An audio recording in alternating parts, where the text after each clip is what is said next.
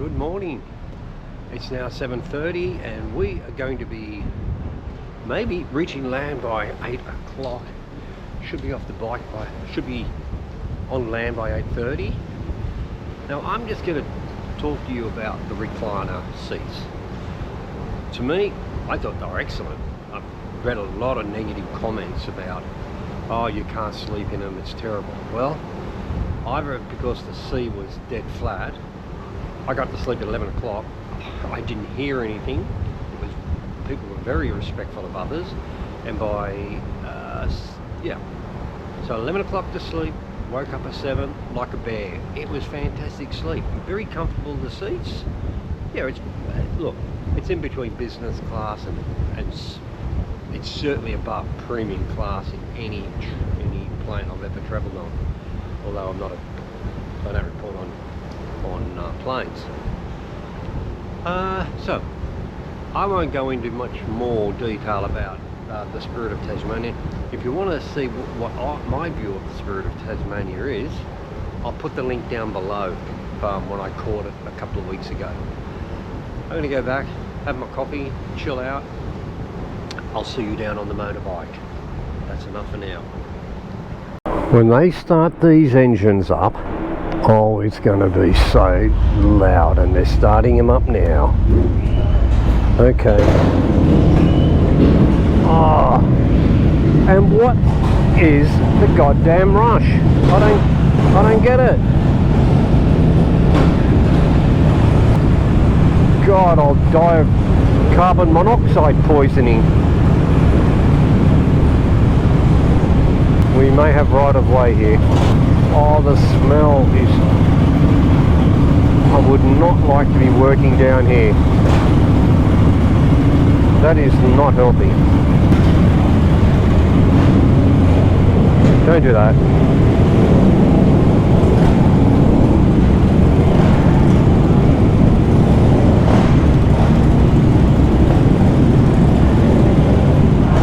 What is the rush?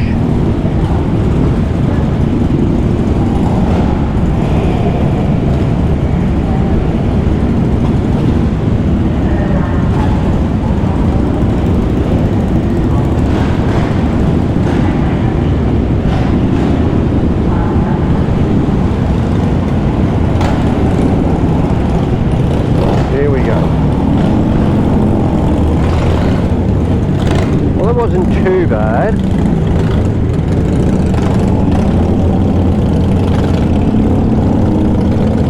Controlled. Oh, she doesn't look comfortable.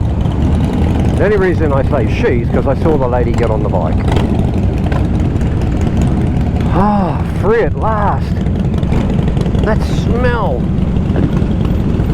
There's bikes go. I have no idea where I'm going.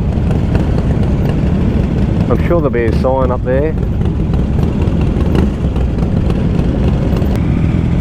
Geelong, Melbourne. Okay. Suppose I'm taking Melbourne. I just follow these people. Melbourne, alternate route. Here we go. And then I'll pull over once I get clearance. Alright, let's just follow the leader. Where's my ship? There we go. Now it's 8, close enough to 8:30. This is pretty good. Let's keep going. Well, I suppose it's time for an update. Once I left the terminal at Geelong, I decided to take the M31 that would get me to the town of Seymour. I stopped at Seymour for a little break, then I continued on to Shepparton, and then I just stopped at Vanilla for a nice cool drink. Temperature has gone through the roof, and it'd probably be better if I turned my heated grips off. That's better. The road so far, perfect conditions, avoiding the freeway. So I'm taking now from Benalla, I'm taking the C313, I'm sure that means a lot, to Wodonga. Tree line roads the whole way, and I'll just give you a bit of a view, and you can see, and what you see ahead is what I've had for the last, I don't know, 200, maybe 200 kilometres. I mean, it's just been a beautiful ride. I probably say that too often. So let's see. Wodonga 107. That is the end of my day. Wodonga. So we just cruise along. Yeah, so it's mainly flat. Bordering on dead flat, but it's not boring. It's just beautiful countryside. Trees surrounding the road. Really nice. Here we go. Speed limit. What is it? 100. The CF Moto 800 is going fantastic. Hasn't missed a beat. And the best thing I like about it, cruise control. So I just set it on roughly 95 for the next hour and relax. I will see you in Wodonga. I decided to come off the highway and pull into the town of Glenrowan. Glenrowan is famous in Australian history for the bushranger Ned Kelly. And it's here, just up the road. I think you might be able to see a sculptor's impression of his outfit that he wore on the 28th of June. It's a marvellous day. On the 28th of June 1880. And it was on that day, him and his brothers, or his brother and two mates, they tried to derail the train coming from Melbourne, and they were going to kill the 30 or so police that were coming up on the train in search of the Kelly gang. That wasn't that successful. Ned was shot several times. And I tell you, in those days, justice was swift. Well, I think it's swift. What the?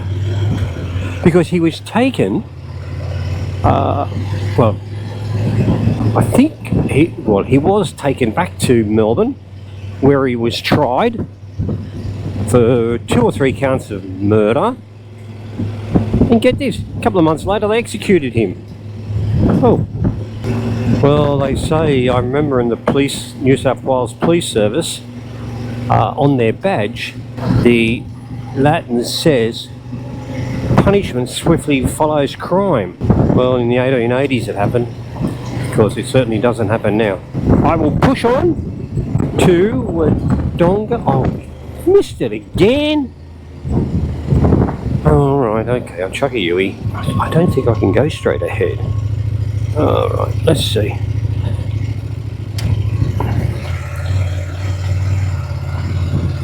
Go up here, I missed the sign.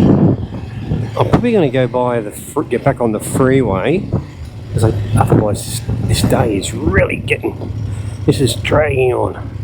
So there you have it. If you happen to be in this part of the world, call into Glenrowan. They've got a museum there, and check it out. Alright, let's open it up. Oh, man, I should have got fuel. See how we go. Wodonga next, maybe. I'm at Wodonga, and now I have to go to 5, well, I better not give the address away. Suburbia, West Wodonga. It's one thing I like about Google Maps. It always takes you the longest way. Touchdown, Wodonga. I'm done for the day. I'm going to relax. Tomorrow we've got a big day. So I'll see you then. Bye. Now, Ashley Lester, thank you very much for looking after me. Pleasure. Very kind of you to put me up for the night. No worries. I thought the $200 a night accommodation fee was a little bit steep. That was the mate's rate. Oh, mate's rate. Alright Ash, thanks again. Great to catch up. No worries, right, Yep. Stay upright. here. Say hello to that idiot. What the hell? That felt like something stopped on my bike. There's nothing hanging.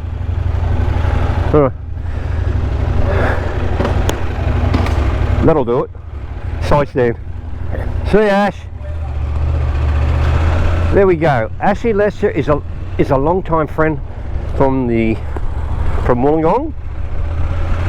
Absolute gentleman. He's terrific. We went out and had a nice dinner last night. What else?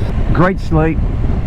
Now I'm going to meet another person that, if you watched the previous episodes, let me see where I've got to go. Alright, go down here, turn right. I'm going off Ashley's directions, and obviously no way am I going to get that wrong.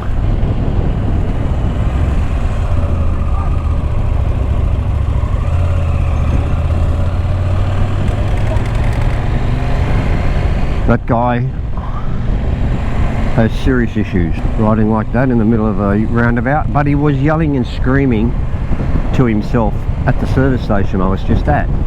Mental health is a terrible, terrible thing. Where are we going? To the M31, Albury. Sit back, relax. Oh, put the music on. And we are going to a famous hotel. See you shortly. I'm now about 30 k's north of Albury, Wodonga, and I was supposed to meet Greg at the Etnamoga pub, but I missed the bloody turn off. I couldn't see it anywhere.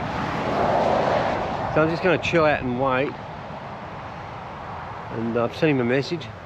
He should be here any moment, and then we'll decide which route we're going to take back to Wollongong. So you're at the pub? Yeah, that's alright. You're up the road. Yes, I missed it. I couldn't even see a turn off anywhere. Yeah, it's Tabletop's name of the place. Now, I did see Tabletops. Okay, so I looked, I'm about 8 k's down the highway, and I've parked. You'll see the Olympic Highway Colcan Wagga Wagga exit. Probably 8 k's. I'm just in a little lay-by about 300 metres before it. Just parked under the shade. I'll wait for you. Okay. I'll see you shortly. Sorry about that mix-up again. Ah, that's all right. We're a little bit late. I started getting phone calls as we were leaving. Oh, great. Ignore them. Don't rush. If you've got a famous... You should look it up. Etnamoga pub.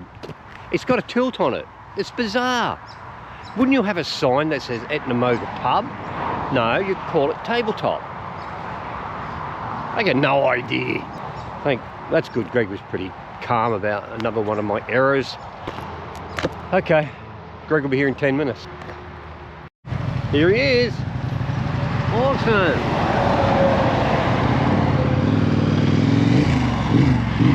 Oh, the bikey.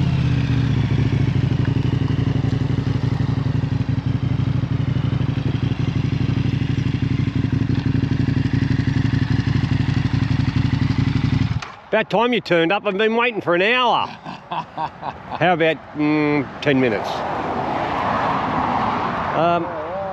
Okay.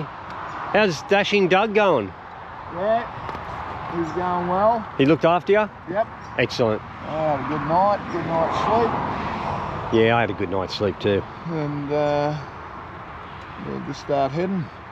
I reckon Gundagai. That's an hour and a half? Yep. Fill up with fuel. Yep, okay. Yeah, if I fill up a Gundagai, that'll get me home. No problems at all. Oh, easy. Yeah. Yeah, and that'll get the weight down when I take it. Yeah. Okay, I'll get ready and go to Gundagai. Now, we decided to stop off at a place called Gundagai, or at least on the highway, to see the most famous attraction, the dog on the tucker box.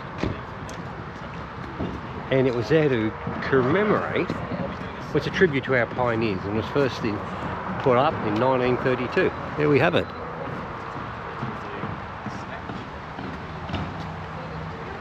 And my good friend Phil from Collie in WA is responsible for putting the dog on the tucker box. And how do I know that?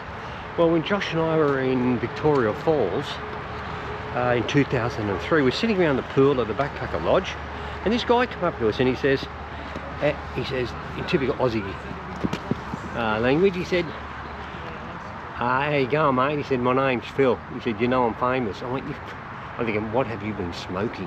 I said, well, why are you famous, Phil? He said, well, one day, he said, my family, we live in Gundagai, and my mates and I went out and drank far too much. In the morning, Dad's woke me up and clipped me in the ears. He said, Phil, get up. He said, one of your dickhead mates has knocked the dog off the tucker box. Get up, go out there and put it back on the tucker box. He said, so, Phil Colley, WA, you're famous because Phil put the dog on the tucker box. That's all I know about the dog on the tucker box. We're going to go in, have a break, because this trip is coming to an end at the rate of knots. We'll see you on the highway. Now you've got to see the famous dog on the tucker box. Everyone stops to get their photograph taken with the famous dog. Sit back, relax. We are off to gunning. Well, good morning and welcome back to the channel, and here I am at one of the best beaches in the world, North Wollongong. Well, we made it home last night, drenched to the bone, so I thought I'd end this series thanking some of the people that really played an amazing part of the journey. To Tom, to Doug, to Fiona, to my good friends in St. Helens who joined us for dinner, John and Jeanette. It was really good. I must say, Tasmania is such a beautiful place. I thoroughly recommend that if you have time, go down and see it. To my good friend Ashley Lester, put his photo up somewhere behind me. Thanks, Ash, for taking me into your home on short notice. Well, I gave him 5 minutes. What more do you need? To Detective Sergeant Paul Cole. That was cool catching up with Paul. Got a couple of war stories with the cases that he did over the years, and some of the cases I prosecuted on his behalf. It was an honour to catch up with Paul. And last but not least, the boys. To Reg, to Grant, to Ted, and to my work colleague, Greg Campbell. I want to thank you very much for being a part of this series. So on that note,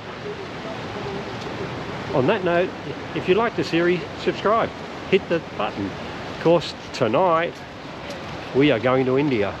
So I'll see you tonight at the airport. Bye for now.